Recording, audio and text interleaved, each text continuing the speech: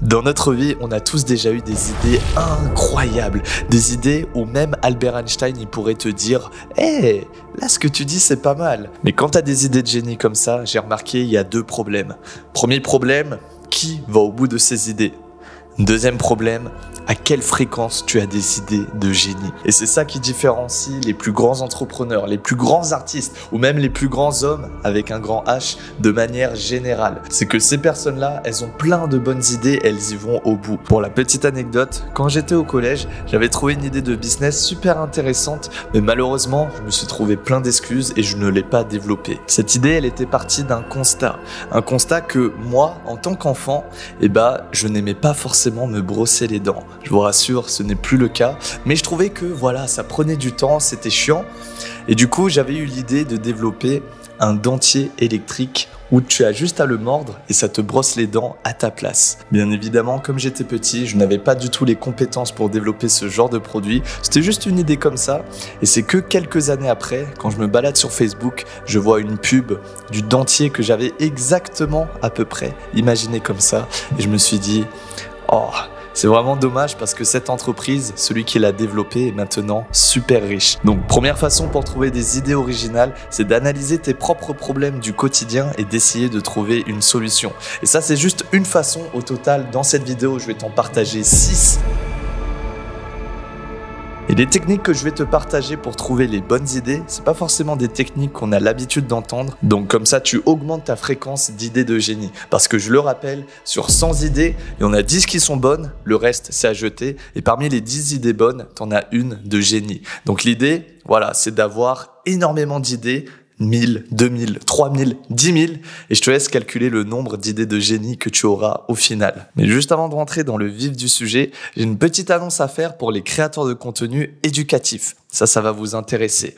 En tant que créateur, que tu sois sur TikTok, YouTube ou Instagram, tu sais à quel point c'est crucial d'avoir une bonne idée de vidéo. Une bonne idée de vidéo, c'est vraiment comme une graine et meilleure sera la graine, meilleure sera l'idée et plus la vidéo, quand tu la planteras, quand tu la réaliseras, ça devient viral. C'est pourquoi dans la description de cette vidéo, tu retrouveras un lien pour te procurer mon template Notion personnel sur 100 vidéos pour percer sur les réseaux. Alors, cette page Notion, c'est une page qui vaut de l'or et que j'utilise tous les jours pour bombarder de contenu sur les réseaux et ainsi ne plus jamais être à court d'idées. Les 100 idées de vidéos, je les ai adaptées pour n'importe quelle niche éducative, que ce soit dans le sport, la nutrition, la santé, le développement personnel, le business, peu importe, même la séduction.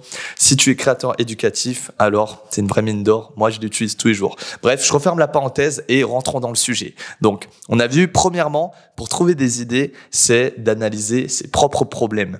Deuxièmement, pour trouver des bonnes idées, c'est d'analyser le problème des autres. Je vais prendre l'exemple de l'art oratoire parce que c'est ce que je connais de mieux.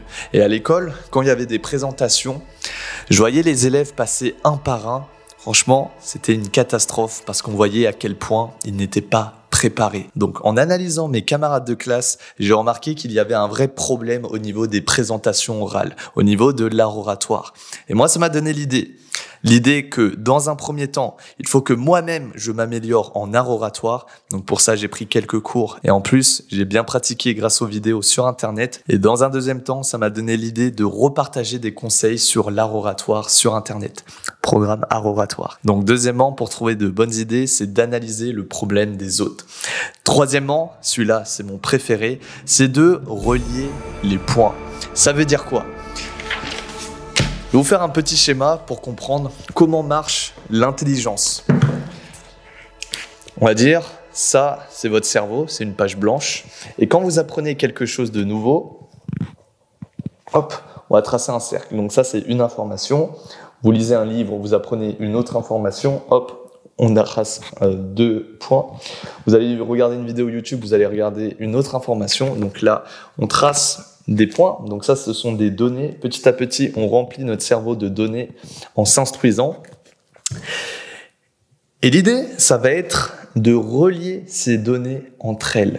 Donc là, quand vous ajoutez des points, quand vous ajoutez de l'information à votre cerveau, vous êtes dans ce qu'on appelle de la mémorisation active. Et l'idée, en reliant les points entre eux, c'est de passer dans un mode imagination passif. Et pour ça, il faut mettre le cerveau au repos. C'est uniquement en mettant le cerveau au repos que le cerveau va relier des points. Et c'est en reliant les points qu'on fait de nouvelles idées. Donc l'ensemble des points, c'est ce qu'on peut appeler la mémorisation. Et l'ensemble des liens entre les points, c'est ce qu'on peut appeler l'imagination.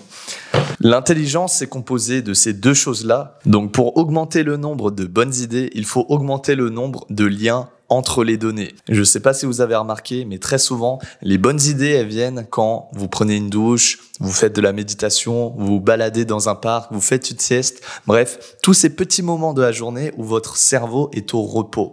En fait, quand votre cerveau est au repos, automatiquement, ce qu'il fait, il connecte les points.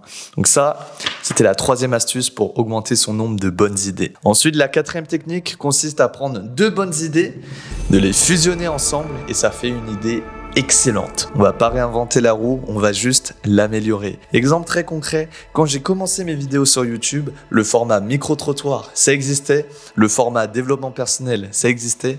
Mais le format micro-trottoir en développement personnel, ça n'existait pas. Donc j'ai été un des premiers à faire ça en France et j'en suis très fier. Autre exemple avec Spotify. Spotify, c'est la musique. TikTok, c'est le format scrolling. Eh bien, Spotify ont intégré du scroll à leur plateforme. Donc, ils ont mélangé scrolling et musique. Nouvelle idée innovante. Voilà, on réinvente pas la roue, juste on l'améliore. Cinquième technique pour bien développer ses idées, c'est de discuter avec les bonnes personnes. Il y a des personnes, quand tu discutes avec elles, ça te fait réfléchir, c'est très enrichissant. Il y en a d'autres, bon, tu vois que ça vole pas très haut, ces personnes-là, il faut les éviter. Quand tu discutes avec des personnes, ça t'offre des perceptions différentes. Exemple, ce gobelet que j'ai eu lors d'une soirée de créateurs avec Cyprien, très très sympathique cette soirée, tu peux le voir sous plusieurs angles. Si tu le regardes de face, quelqu'un va voir un cercle. Si tu le vois de côté, quelqu'un va voir un rectangle, à peu près. Et quand ces deux personnes vont échanger, on va se dire, bah alors, à quoi ressemble le gobelet? L'un va dire que un gobelet, ça ressemble à un cercle. L'autre va dire que ça ressemble à un rectangle. Qui a raison, qui a tort? En réalité, les deux détiennent une partie de la vérité. Et c'est en échangeant que, on se rapproche de la vraie forme qui est une forme cylindrique. Et en discutant avec des personnes, les bonnes personnes, ça va te permettre de voir des choses que tu n'avais pas forcément vues auparavant. Autre exemple plus concret, il y a quelques mois, je discutais avec un de mes amis entrepreneurs et il me disait que pour le business, c'est super important d'avoir une liste email, une newsletter sur laquelle tu peux envoyer des emails régulièrement à ta communauté. Moi, je pensais au début que je n'avais pas forcément besoin, que j'aimais pas forcément écrire des emails. Au final, il m'a convaincu, je l'ai quand même fait. Il m'a montré un angle que je n'avais pas forcément vu. Et aujourd'hui, on est bientôt 60 000 inscrits à la newsletter. Oh là là, c'est incroyable. D'ailleurs, si tu souhaites toi aussi rejoindre la newsletter, je te mets le lien dans la description. En cadeau, tu recevras la page d'or du vrai dev perso. Donc ça, c'est un guide qui te permet d'avoir tout le meilleur condensé des meilleurs livres de dev perso. C'est totalement gratuit. Tu as juste à mettre ton adresse email et tu recevras tout ça d'ici quelques minutes. Bon, je referme la parenthèse. Tout ça pour dire que parler avec les bonnes personnes, c'est extrêmement puissant pour avoir des bonnes idées. Allez, dernier petit exemple. La semaine dernière, je discutais avec un ami, cette fois-ci pas entrepreneur, et il me disait que la dernière fois qu'il avait mangé dans un restaurant, il y avait un petit QR code sur la table, super intéressant, et au-dessus de ce QR code, il y avait écrit « Si vous aimez le restaurant, laissez un avis sur Google Maps et vous recevrez un dessert gratuit. » Oh là là, magnifique. Et vous savez quoi? J'ai regardé sur ce restaurant, il y a des milliers de 5 étoiles et ça fait booster le chiffre d'affaires. Donc vous voyez, il suffit juste d'une petite discussion pour avoir les bonnes idées en place. Et sixième technique, celle-ci, c'est pas vraiment une technique, c'est plus une vérité, c'est qu'il ne faut absolument pas attendre que les bonnes idées viennent à toi. Si tu attends que les bonnes idées viennent, tu peux attendre super longtemps. Non, c'est en faisant que les idées viennent. Et si tu as bien remarqué, dans les 5 techniques que je t'ai citées précédemment, on est toujours en train de faire quelque chose. On analyse, on réfléchit, on discute avec les personnes, mais on n'est jamais sans rien faire. Et si c'est vraiment trop dur de trouver les bonnes idées, eh bien, ne réinvente pas la roue, regarde ce qui a déjà été fait et inspire-toi d'eux. Et ce qui est super important lorsque tu lances un projet, c'est de ne jamais s'arrêter, toujours être en mouvement. Certes, tu peux prendre du repos, mais il faut que ton projet ait de l'inertie, qu'il continue d'avancer même quand tu te retires quelques jours. Il y a plein d'autres sujets que j'aurais aimé aborder pour toujours développer sa créativité, développer ses bonnes idées, mais pour ça, peut-être que je garderai ça dans une autre vidéo. J'ai peur que ça fasse un petit peu beaucoup, notamment l'importance d'avoir un cerveau en bonne santé. Tu peux pas avoir des bonnes idées si ton cerveau de base est pas en bonne santé. L'importance d'avoir un bon environnement. Tu peux pas avoir de bonnes idées si ton environnement n'est pas stimulant. Bref, ça peut-être je garde pour une autre vidéo. En tout cas, si tu es créateur de contenu et que tu souhaites acquérir ma page Notion personnelle sans idée de vidéo pour percer sur les réseaux, je te laisse aller voir ça dans la description. Tu as toutes les informations. Sur ce, si tu as aimé cette vidéo, alors tu vas sûrement aimer ma dernière vidéo sur les 4 étapes pour atteindre la liberté financière. Tu as juste à cliquer ici. Je te souhaite sincèrement plein de bonheur et plein de réussite dans tes projets. L'effort crée l'effort. N'oublie jamais ça.